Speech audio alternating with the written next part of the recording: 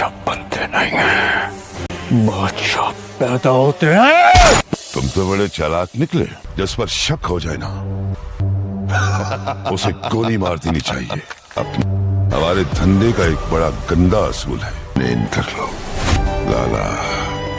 कि वो उस पर बहुत भरोसा करता है। जब कोई बेवजह किसी से ये कहे ना, आपके कहने का मतलब ये तो नहीं कहे तो असल में वो भरोसा नहीं करता। इस सब के पीछे मेरा हाथ था। इस हवेली को सजा दो, रानिया से तुम्हारी शादी होगी। जैसा कि उस पुलिस ऑफिसर ने सिहान के दिल में ये शक डलवाया कि गद्दार गाजी यूसुफ के अपने आदमियों में से ही कोई है, तब से सिहान ने भी हर किसी पर कड़ी नजर रखी। लेकिन गद्दार तो सिहान से ज्यादा शातिर था। पुलिस वाला सिहान से पहले गद्दार तक पहुंच गया। जकरिया को जैसे पता चला कि पुलिस वाला सच जान चुका है तो उसने उसको रिश्वत का लालच दिया, मगर ये पुलिस ऑफिसर गाजी यूसुफ का वफादार था और उसके लालच में बिल्कुल नहीं आया और उसने सब कुछ सिहान को बता दिया।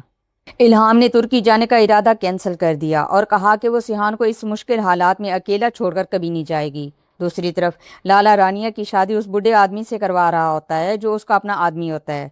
लाला रानिया को कहता है अगर उसने शादी से इनकार किया तो वो उसके भाई की जान ले लेगा। रानिया अपने भाई की जान बचाने के लिए हाँ कर देती है। सिहान को जब पता चलता है कि लाला रानिया की शादी उस बूढ़े आदमी से करवा रहा है तो सिहान लाला की बीवी को उठवा लेता है। लाला अपने आदमियों के साथ सिहान की तरफ जा ही रहा होता है कि जकरिया भागता हुआ आता है और लाला से कहता है उसकी जान को खतरा है सिहान से और लाला जकरिया की जान बचा ले। तभी लाला जकरिया को कहता है तूने गाजी से भी तो वफा नहीं की, तू मुझसे क्या वफा करेगा? तेरा अंजाम भी मौत है। तूने तो सिर्फ अपना बदला लेने के लिए गाजी को मरवाया है, मेरे लिए तो नहीं। तू तो पैसों का भूखा है, कल को तू मुझे भी मरवा सकता है। लाला जकरिया को गोली मार देता है और वहां से चला जाता है।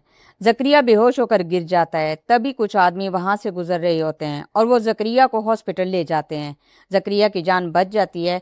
अब जकरिया लाला और सिहान दोनों से छुप रहा होता है। वो पुलिस वाला जकरिया को पकड़वा लेता है और सिहान को भी बता देता है कि उसने जकरिया को कहाँ रखा है।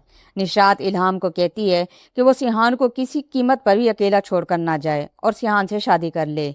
तो इस पर इल्हाम निशात भी से कहती है सिहान सिर्फ एलिफ से मोहब्बत करता था, मुझसे नहीं। हम सिर्फ अच्छे दोस्त हैं। इन दोनों की बातें सिहान सुन लेता है। सिहान इल्हाम को कहता है कि मैं अगर कहूँ कि मैं तुमसे मोहब्बत करता हूँ तो क्या तुम मेरी बात मान लोगी और मुझसे शादी करोगी? इल्हाम तो पहले से ही सिहान को चाहने लगी थी, लेकिन अपनी बहन की वजह से वो इकरार नहीं कर पाई। तो दोस्तों आने वाली किस्त में हम देखेंगे कि जकरिया भी अपने अंजाम को पहुंच जाएगा और सिहान और इल्हाम की भी शादी हो जाएगी।